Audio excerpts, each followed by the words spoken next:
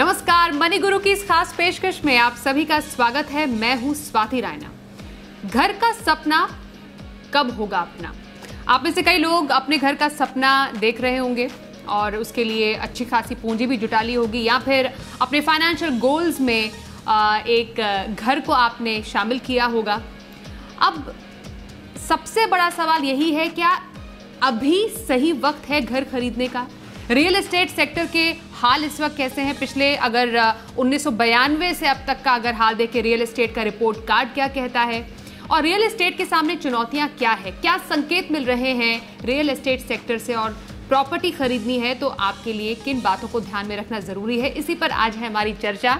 हमारे साथ आज एक खास मेहमान, परिचय करा दें, विजय मंत्री को फाउंडर JRL मनी। विजय सर, बहुत स्वागत है आपका शो में। धन्यवाद स्वाति जी। क्या खास आज हम शो में करेंगे चर्चा, जरा सबसे पहले उसकी सुर्खियों पर एक नजर डाल लेते हैं। आज हम शो में समझेंगे 1992 से 2021 तक क्या कहता है रियल एस्टेट का रिपोर्ट कार्ड, क्या है रियल एस्टेट सेक्टर के सामने चुनौतियां, क्या 2021 के अंत तक रियल एस्टेट सेक्टर दौड़ेगा, साथ ही समझेंगे क्या अभी सही समय है घर खरीदने का।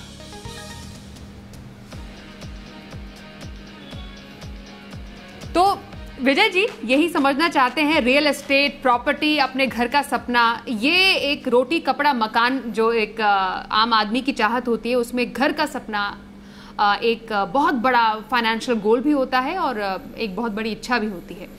अगर हम इस सेक्टर की बात करें, रियल एस्टेट सेक्टर की ही बात करें, तो थोड़ा सा ज़रा आंकड़ों के लिहाज से, या हम इसको कह सकते हैं रिपोर्ट कार्ड के लिहाज से समझाएं कि 2021 तक का दौर रियल एस्टेट के लिए कैसा रहा है। दो तीन चीज़ें ध्यान रखने के बाद, ये रियल एस्टेट के अंदर की जो रियल एस्टेट में ग्रोथ आती है वो इंडिया की GDP के बराबर आती है। मतलब जब GDP का हम नंबर देखते हैं तो एक GDP का नंबर होता है, उसके बाद इन्फ्लेशन उसके अंदर ऐड करते हैं, तो ग्रॉस जो नंबर दिखता है GDP का, रियल एस्टेट का ग्रोथ करीब करीब उसके आसपास होता है। तो वो नंबर 20-25 सालों में करीब 13% के आसपास एनुलाइज रहा है। लेकिन like real estate, like equity, gold, कभी कभी रिटर्न अपफ्रंट पूरे पहले 2-3 सालों में, 5-10 सालों में आ जाते हैं, फिर 8-10 सालों में नहीं आते हैं। वैसा एक सिक्लिकल दौर चलता रहता है और रियल एस्टेट एक सिक्लिकल इंडस्ट्री है। सिक्लिकल इंडस्ट्री, हम उस इंडस्ट्री को कहते हैं कि जिसके अंदर उतार चढ़ाव और ठहराव तीनों चीज़ें होती है। तो एक मंदी का दौर आता है, एक सुस्ती का दौर आता है, एक बहुत तेज़ी का दौर आता है। तो 1992 से लेके 2004 का जो दौर था, वो 12 साल का ऐसा पीरियड था कि रियल एस्टेट काफ़ी मंदी के दौर से निकला था। उस टाइम प्रॉपर्टी प्राइजेज 92 के मुकाबले 2004 में 12 साल बाद भी नीचे आ गई थी। उसके बाद 2004 से हमने देखा कि 2008, 9, 10, 11, 12 तक रियल एस्टेट के अंदर बहुत ज़्यादा तेज़ी आई। 2004 से लेके 2012 के दौर में प्रॉपर्टी प्राइजेज कम से कम 4 गुना से लेके कहीं कहीं जगह तो 20-20, 30-30 गुना बढ़े हैं, और वो सब तरफ बढ़े हैं। मतलब लैंड में अप्रिसिएशन हुआ, फ्लैट्स में अप्रिसिएशन हुआ, बंगलोज में अप्रिसिएशन हुआ, इंडिपेंडेंट हाउसेज में हुआ, रो हाउसेज, कमर्शियल, हर तरफ आप देख लीजिए कि वहाँ बहुत बड़ा ज़बरदस्त दौर चला रियल एस्टेट में पैसे बनाने का। वो 2004 से लेके 2012 तक का 8 साल का दौर रहा। उसके बाद 2012 के बाद 2020 के एंड तक करीब करीब रियल एस्टेट काफ़ी ख़राब दौर से निकला। और रियल एस्टेट में जब ख़राब दौर का बात करते हैं तो रियल एस्टेट में इक्विटी बाज़ार की तरह डेली प्राइजेस नहीं आते कि एकदम कोलैप्स हो जावे, वो मतलब वो 20-30% टूट जावे। रियल एस्टेट में लोग होल्ड करके रखते हैं, इसलिए वो प्राइस ट्रेंड जैसा इक्विटी में वोलेटाइल है वैसा दिखता नहीं है।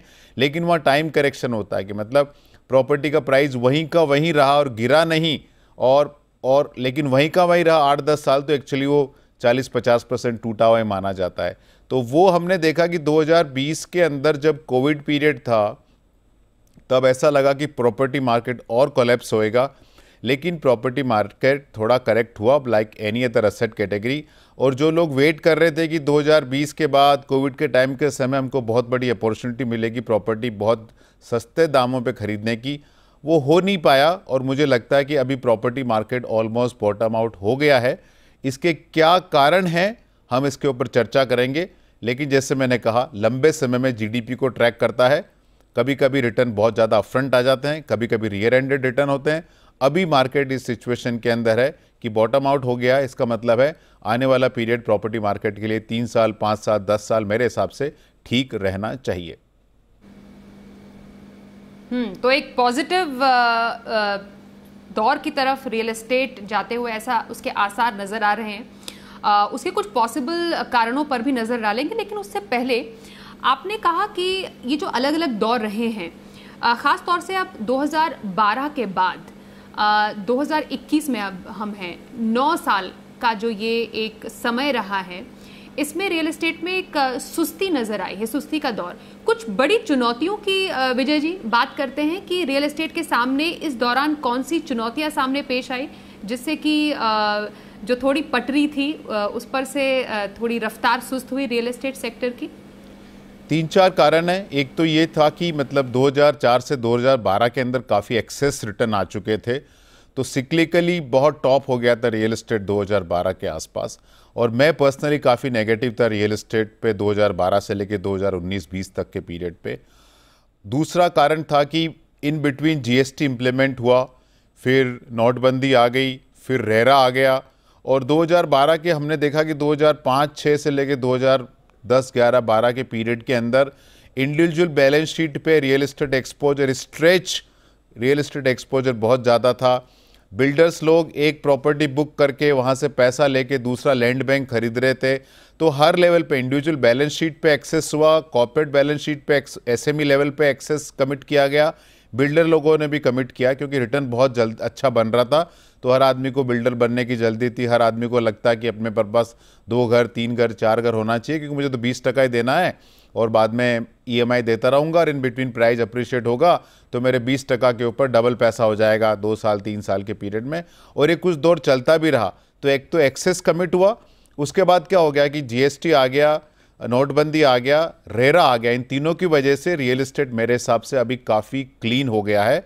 अभी पहले जैसी बात नहीं है कि हर कोई आदमी प्रॉपर्टी का प्रोजेक्ट लगा के माल बेच सकता है। अभी कानून काफ़ी सख्त हैं। तो ये 3-4 बड़े कारण थे, इंडिविजुअल लेवल पे एक्सेस, बिल्डर लेवल पे एक्सेस, एंड ये 3-4 रिफॉर्म हुए, उसकी वजह से प्रॉपर्टी मार्केट थोड़ा तकलीफ के दौर से गुजरा है। और एक बहुत बड़ा फैक्टर कि जीएसटी आने के बाद कैश कंपोनेंट इकोनॉमी के अंदर धीरे धीरे कम हो रहा है। और रियल एस्टेट एक बहुत बड़ा रीजन माना जाता था कैश को कंज्यूम करने के लिए या स्टोर करने के लिए। अभी कैश जनरेशन एंड होर्डिंग आने वाले पीरियड के अंदर भी कम रहेगा। तो जो पहले एक्सेस रियल एस्टेट में हुए, शायद वो एक्सेस इमीडिएट हमको देखने को नहीं मिलेंगे। तो कुछ चुनौतियां रियल एस्टेट सेक्टर के सामने, क्या अब आने वाले समय में वो चुनौतियां थोड़ी दूर होती हुई नजर आ रही है, ये समझना जरूरी है। विजय जी, आपने कहा कि पहले आप उतना ज्यादा positive outlook real estate sector पर नहीं रखते थे, लेकिन अब सुधार के संकेत खास तौर पर इस मार्केट के लिए नजर आ रहे हैं। क्या इसके पॉसिबल कारण हो सकते हैं जिससे आपको पूरा यकीन है कि 2021 के अंत तक या आने वाले कुछ साल रियल एस्टेट सेक्टर के नाम हो सकते हैं?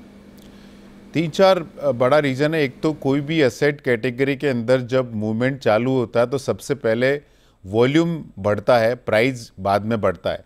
आम जनता खाली प्राइस देख के डिसीजन लेती है कि निफ्टी बढ़ गया तो मार्केट बढ़ रहा तो चलो आओ, लेकिन जब बेयरिश फेज से इक्विटी मार्केट बाहर निकलता है तो सबसे पहले वॉल्यूम बढ़ते हैं। प्रॉपर्टी मार्केट के अंदर भी वही है, वॉल्यूम बढ़ रहे हैं। तो हम देख रहे हैं कि हर स्टेट के अंदर ऑलमोस्ट एवरी सिटी में नए नंबर जो आ रहे हैं, बहुत अच्छे नंबर आ रहे हैं प्रॉपर्टी रजिस्ट्रेशन के। दूसरा जो हमने देखा है कि करीब करीब 80% जो बायर हैं वो एक्चुअल इन्वेस्टर है इस बाजार में, एक्चुअल यूज़र है, नॉट इन्वेस्टर। देखिए, कोई भी एसेट कैटेगरी के अंदर इन्वेस्टर ज़रूरी है क्योंकि इन्वेस्टर लिक्विडिटी प्रदान करता है, लेकिन इन्वेस्टर बबल भी क्रिएट करता है। लेकिन अभी जो बाजार है उसके अंदर एक्चुअल यूज़र काफ़ी ज़्यादा है। तो एक तो वो दूसरा कारण है। तीसरा कारण है कि हिंदुस्तान के अंदर काफ़ी सालों बाद हम देख रहे हैं कि इकोनॉमी ज़्यादा वाइडर लेवल पे बढ़ने वाली है। आप 2015 से 2020 का दौर देखेंगे तो मालूम पड़ेगा कि निफ्टी के अंदर खाली 5 कंपनियां ने 80% रिटर्न दिया। तो मार्केट बहुत नैरो था, इकोनॉमी की एक्टिविटी बहुत नैरो रेंज में चल रही थी। अभी पोस्ट कोविड इकोनॉमिक एक्टिविटी काफ़ी ब्रॉड लेवल पे बढ़ रही है। उसके 3-4 कारण हैं, मैं आपको बताता हूं। सबसे पहला, अगर आप देखेंगे क्या हो रहा है हिंदुस्तान के अंदर, कि 2020 के अंदर टोटल फॉरेन कैपिटल जो कि स्टार्टअप और यूनिकॉर्न के अंदर आई वो $10 बिलियन थी, मतलब 75,000 करोड़ रुपया 2020 के अंदर आया। 2021 के अंदर जून महीने तक की 75,000 करोड़ आ गया, जुलाई महीने में एडिशनल 75,000 करोड़ आया, मतलब 1.5 लाख करोड़। और ये ट्रेंड है कि 21 तक एंड तक 1.5 लाख करोड़ और आएगा, मतलब 3 लाख करोड़ फॉरेन कैपिटल आ रहा है यूनिकॉर्न, स्टार्टअप की और प्राइवेट लिमिटेड कंपनियों की तरफ। और ये 3 लाख करोड़ इंडिया की जीडीपी का 2% होता है। तो जो लोग उम्मीद कर रहे थे कि सरकार पैसा खर्च करके इकोनॉमी को लिफ्ट करे, सरकार को पैसा खर्च करने की जरूरत नहीं पड़ी और ये पैसा बाहर से आ गया। और पैसा देखिए जा रहा कहाँ, ये पैसा आने के बाद यूनिकॉर्न स्टार्टअप के अंदर जो पैसा लगता है वो पैसा जाएगा डिस्ट्रीब्यूशन एक्सपांड करने में, लॉजिस्टिक एक्सपांड करने में, मार्केटिंग एक्सपांड करने में, टीम हायर करने में, टेक्नोलॉजी में इन्वेस्टमेंट करने में। तो सारा का सारा पैसा हिंदुस्तान में और हिंदुस्तानी लोगों पे खर्च होगा। तो इसका रिपल इफेक्ट और बाकी सेक्टर ऑफ द इकोनॉमी के अंदर आएगा। एक तो बड़ा नंबर ये है। दूसरा बहुत इंटरेस्टिंग फैक्टर अगर आप ऑब्जर्व करें, पिछले 70 सालों में भारत सरकार ने 50 लाख जॉब क्रिएट किए हैं। अगर आप देखें तो आईटी टॉप 10 कंपनियों ने 25 लाख जॉब क्रिएट किए हैं। हिंदुस्तान में गवर्नमेंट ऑफ इंडिया के बाद सबसे बड़ा एम्प्लॉयर है आईटी इंडस्ट्री। आईटी इंडस्ट्री में पिछले 4-5 सालों में कुछ खास सैलरी हाइक या बोनसेस नहीं मिले, लेकिन इस साल अगर आप कोई भी आईटी कंपनी का कॉल पढ़ें, अर्निंग कॉल, तो मालूम पड़ेगा कि अट्रिशन 30% है और salary hike 40%, 50%, 60-60, 70-70% salary hike, even 100% salary hikes मिल रहे हैं। तो इतनी बड़ी पॉपुलेशन, लाखों लोगों को जब इतना सैलरी हाइक मिलेगा, अल्टीमेटली वो पैसा जाएगा कंजम्पशन में, अल्टीमेटली वो पैसा जाएगा लोग अपना घर खरीदने की तरफ पैसा डालेंगे, क्योंकि सारा पैसा आप इक्विटी मार्केट के अंदर नहीं डाल सकते। फिक्स इनकम में 5% के आसपास रिटर्न छूट रहा ग्रॉस बेसिस पे, तो अल्टीमेटली लोग धीरे धीरे अट्रैक्ट होंगे प्रॉपर्टी की तरफ। तो 3-4 कारण मुझे लगते हैं कि प्रॉपर्टी मार्केट बॉटम आउट हो गया है और अभी अपटेक इसके अंदर हमको दिख रहा है। तो हमारे हिसाब से बहुत ही सही समय है, अगर कोई अपना खुद का घर खरीदना चाहे तो अगला 3 से 6 महीना बहुत अपॉर्चुनिट टाइम हो सकता है। बिल्कुल, ये समझना बहुत ज़रूरी है विजय जी, जो अभी आपने समझाया। हम ऊपरी बातें तो कर लेते हैं कि हाँ, अभी रियल एस्टेट सेक्टर आने वाले समय में थोड़ा उभर सकता है सुस्ती के दौर से, या फिर अभी घर खरीदने का सही समय है कि नहीं, लेकिन उसके कारण, पीछे के कारण समझना ज़रूरी है। विदेशी पूंजी भारत में जितनी आएगी, भारत जितना ग्लोबल हब बनकर उभरेगा, जितना कंजम्पशन बढ़ेगा, नौकरियां बढ़ेगी, लोगों के हाथ पे पैसा आएगा, कंजम्पशन बढ़ने से बढ़ेगा तो रियल एस्टेट सेक्टर भी चढ़ेगा। ये एक बहुत बड़े इंपॉर्टेंट फैक्टर होते हैं किसी भी सेक्टर को आगे बढ़ाने के लिए, खासतौर पर जब हम रियल एस्टेट सेक्टर की बात कर रहे हैं। यहाँ पर एक छोटे से ब्रेक के लिए रुकते हैं और ब्रेक के बाद थोड़ा इस फैक्टर पर भी बात करेंगे। ब्याज दरें, अभी तो हम लो इंटरेस्ट रेजिम में हैं, आने वाले समय में अगर ब्याज दरें बढ़ती हैं, महंगाई बढ़ती है, तो रियल एस्टेट सेक्टर पर क्या फ़र्क पड़ सकता है। साथ ही ये भी जानेंगे कि अगर आपको घर खरीदना ही है तो किन बातों का आपको ध्यान रखना चाहिए, पर एक छोटे से ब्रेक के बाद।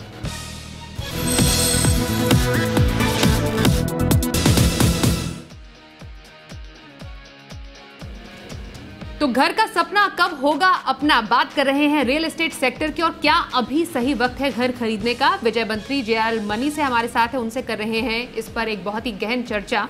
और हमेशा की तरह विजय सर हमें बहुत ही सटीक उदाहरणों के साथ बता रहे हैं कि आखिरकार क्यों रियल एस्टेट सेक्टर आने वाले समय में एक फुर्ती के संकेत दिखा सकता है, एक रिकवरी दिखा सकता है। यहाँ पर एक और फैक्टर समझना आपसे ज़रूरी है सर, वो ये कि अभी ब्याज दरें कम हैं, आने वाले समय में ऐसा लग रहा है कि अब इससे कम क्या जाएंगी, बढ़ने के आसार हैं, तो रियल एस्टेट सेक्टर पर क्या इम्पैक्ट पड़ेगा, महंगाई बढ़ेगी तो रियल एस्टेट सेक्टर पर क्या इम्पैक्ट पड़ेगा। और सबसे महत्वपूर्ण, हम देख रहे हैं कि त्योहारी सीजन में जो बैंक है वो होम लोन के रेट कम कर देते हैं, ये भी एक बड़ा बूस्ट देने के काम आएगा। ये छोटी मोटी चीज़ें एक्चुअली ये बड़े इंडिकेटर नहीं है, क्योंकि ये मैंने जैसे अपने आपके शो में पहले भी बोला है कि जो इकोनॉमी के ऊपर थ्योरी होती है वो सारी वेस्टर्न वर्ल्ड से आती है। तो वेस्टर्न वर्ल्ड में लोअर इंटरेस्ट रेट ड्राइव करता सारा असेट एलोकेशन कैसा होता है। हिंदुस्तान में वैसी बात नहीं है, क्योंकि Hindustan is a country of savers. तो अगर यहाँ इंटरेस्ट रेट कम होता है, रिटायरी को भी काफ़ी टेंशन होता है कि मेरे रेगुलर इनकम कहाँ पे आएगी। तो अगर हम नेट सेवर है तो लोअर इंटरेस्ट रेट खाली गवर्नमेंट ऑफ इंडिया के लिए फ़ायदे का सौदा है, जो बड़ी कंपनियां पैसा उधार लेती हैं उनके लिए फ़ायदे का सौदा है। अगर इंटरेस्ट रेट बढ़ा, इसका मतलब इकोनॉमी के अंदर इन्फ्लेशन बढ़ रहा है। इकोनॉमी के अंदर इन्फ्लेशन बढ़ रहा है, इसका मतलब चीज़ें के दाम बढ़ रहे हैं। तो जो चीज़ें कंपनी बना रही है उनके दाम बढ़ रहे हैं, तो कंपनीज़ के पास परचेजिंग पावर, प्राइसिंग पावर आ रहा है। इसका मतलब कंपनियों के मुनाफे बढ़ रहे हैं। तो राइजिंग इंटरेस्ट रेट सिनारियो हमेशा असेट प्राइजेस के लिए बहुत अच्छा होता है, खासकर रियल एस्टेट के लिए। तो अगर इंटरेस्ट रेट ऊपर गया तो मुझे लगता है इंटरेस्ट इन रियल एस्टेट के लिए बहुत अच्छा रहेगा। 2004-05 के बाद रियल एस्टेट बहुत तेज़ी से चला। 2000 के अंदर 10 ईयर जीसेक का रिटर्न 12% था, वो घट के 2004-05 के अंदर 5% के आसपास आ गया, मतलब 7% ड्रॉप हुआ 10 ईयर जीसेक के अंदर। उसके बाद वो 5% से बढ़ के 9% हो गया 10 ईयर जीसेक 2013 तक आते आते। लेकिन उस दौर के अंदर रियल एस्टेट के अंदर ज़बरदस्त अप्रिशिएशन हुआ है। तो even rising interest rate scenario कुछ खास बड़ा चीज़ प्ले नहीं करेगा। हिंदुस्तान में अफोर्डेबिलिटी एक बड़ा फैक्टर है। और एक आप बहुत ही इंटरेस्टिंग ट्रेंड आप देखें कि पिछले 1-2 सालों में नॉर्थ अमेरिका के अंदर रियल एस्टेट प्राइजेज इतना ज़बरदस्त बढ़ा है, मतलब 50-50, 60-60% एब्सोल्यूट टर्म में अप्रिशिएशन आया इन कंट्रीज़ के अंदर भी। इंडिया में रियल एस्टेट में अभी कुछ भी पिछले 8-10 सालों में चमत्कार नहीं हुआ। अभी मुझे लगता है कि बहुत सही समय है। जैसे ये कोविड एक्चुअली बहुत ही गॉड सेंड अपॉर्चुनिटी है भारत के लिए, क्योंकि सारी दुनिया की मल्टीनेशनल कंपनियां सोच रही है कि भाई हमको चाइना के अलावा एक मैन्युफैक्चरिंग बेस, एक बेस चाहिए। वो क्लियरली हमको विजिबल दिख रहा है। तो पहली बार हम देख रहे हैं कि 20 साल के पीरियड में मैन्युफैक्चरिंग कंपनीज नया प्लांट लगाने की सोच रही है, कैपेसिटी एक्सपांड करने की सोच रही है। इसका मतलब वो भी रियल एस्टेट कंज्यूम करेगी। तो ओवरऑल ट्रेंड पूरा का पूरा रियल एस्टेट की तरफ बहुत अच्छा है। आप सारी एसेट कैटेगरी देख लो, गोल्ड 35,000 से 55 होकर अभी 46-47 हो गया, लेकिन बढ़ा है। इक्विटी मार्केट बहुत तेजी में है। जीसेक में फंड में रिटर्न बहुत अच्छे आए हैं। ओनली एसेट कैटेगरी जिसने पिछले 8-10 सालों में पार्टिसिपेट नहीं किया है वो रियल एस्टेट है। और सिक्लिकल इंडस्ट्री है, तो अभी साइकिल अप टर्न का दौर आ रहा है और उसके अंदर लोअर इंटरेस्ट रेट इवन बहुत इंपॉर्टेंट रोल प्ले करेगा।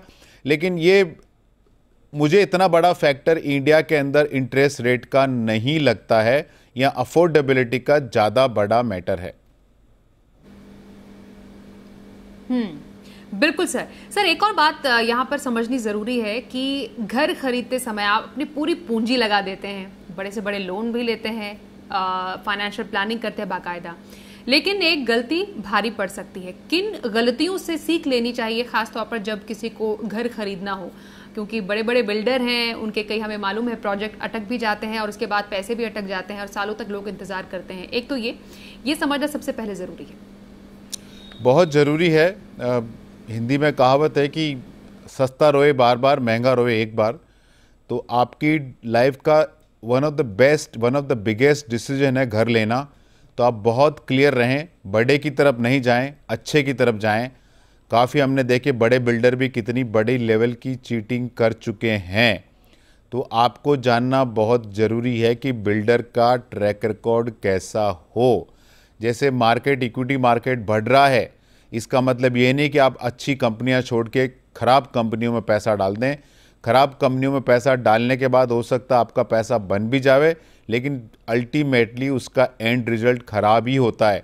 तो हमेशा हम बोलते हैं जैसे कि इक्विटी में पार्टिसिपेट करो, आपको स्ट्रॉन्ग कंपनी, स्ट्रॉन्ग मैनेजमेंट के साथ ही जाना चाहिए। वैसे रियल एस्टेट के अंदर बड़े शहरों में अगर आप हो तो आपको टॉप क्वालिटी बिल्डर के साथ ही जाना चाहिए। वैसा बिल्डर जिसने 1-2 अप एंड डाउन साइकिल देख लिए हो और जिनका प्रोजेक्ट कंप्लीट करने का ट्रैक रिकॉर्ड बहुत अच्छा हो, बैलेंस शीट पे डेट कम हो, वो सब आजकल 2 मिनट में मालूम पड़ जाता है।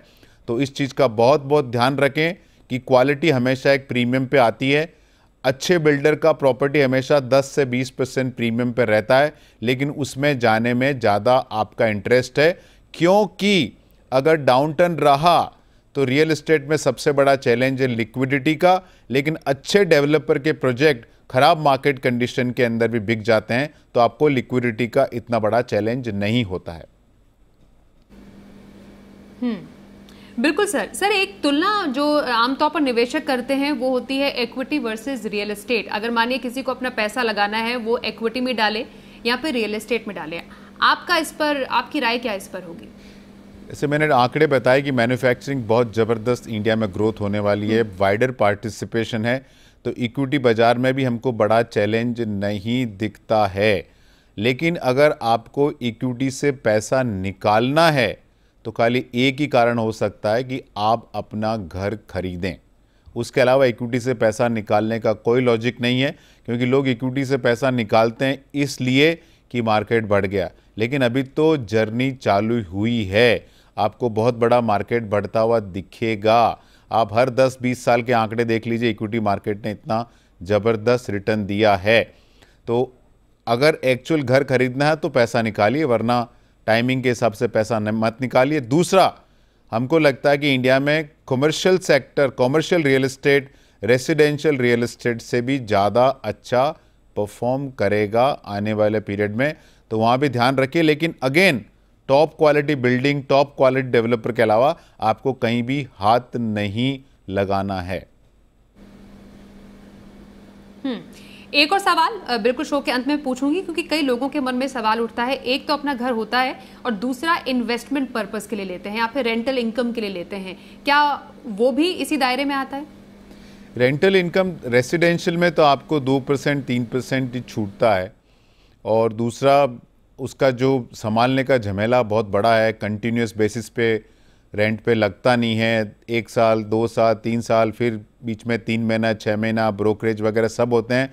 लेकिन हम भारतीयों को रियल एस्टेट से बहुत ज़्यादा प्यार होता है, क्योंकि आपके पास एक घर, आप दिखा सकते हो कि मेरे पास यहाँ घर है, वहाँ घर है। आपके डीमेट स्टेटमेंट के अंदर इक्विटी या म्यूचुअल फंड पड़े, उसके बारे में आप बोल नहीं सकते। तो एक वो ट्रॉफी जैसी चीज़ हो जाती है कि आपको दिखाना होता है, इसलिए उसका चार्म लोगों के मन में बहुत ज़्यादा होता है। तो इक्विटी तो डेफिनेटली आउट परफॉर्म करता है हर एसेट कैटेगरी को। हमने इंडिया में देखा, ग्लोबल मार्केट के अंदर भी देखा है, बिकॉज आप वहाँ इकोनॉमी के सबसे एफिशिएंट सेक्टर के और स्ट्रक्चर के थ्रू पार्टिसिपेट करते हो। मुनाफे में, ग्रोथ में आप पार्टिसिपेट करते हो इक्विटी बाजार के अंदर आप जाते हो तो। लेकिन अभी जो सिचुएशन है, अभी प्रॉपर्टी मार्केट 8-10 साल से डाउन रहा है। इक्विटी मार्केट ने पिछले 10 सालों में करीब 14%, स्मॉल कैप में 20% रिटर्न आए कंपाउंडेड। तो मुझे लगता है कि अभी थोड़ा प्रॉपर्टी अगले 4-5 साल में प्रॉपर्टी मार्केट मेरे हिसाब से इक्विटी मार्केट को टफ कंपटीशन दे सकता है। बिल्कुल, तो मेरे ख्याल से ये पूरे शो को समराइज करने के लिए काफ़ी है कि आने वाला समय रियल एस्टेट सेक्टर में एक अच्छा खासा रिकवरी का समय हम पूरी तरह एक्सपेक्ट कर सकते हैं, और घर खरीदने का मन बना रहे हैं तो आने वाला समय आपके लिए बिल्कुल मुफीद नजर आ रहा है। और इसके तमाम जो कारण थे वो बताए हमें विजय मंत्री जी ने। बहुत शुक्रिया सर, आप हमारे साथ मनी गुरु में आज शामिल हुए। धन्यवाद मैम। इसी के साथ आज के शो में बस इतना ही। रुकेंगे एक ब्रेक के लिए, देखते रहिए जी बिजनेस।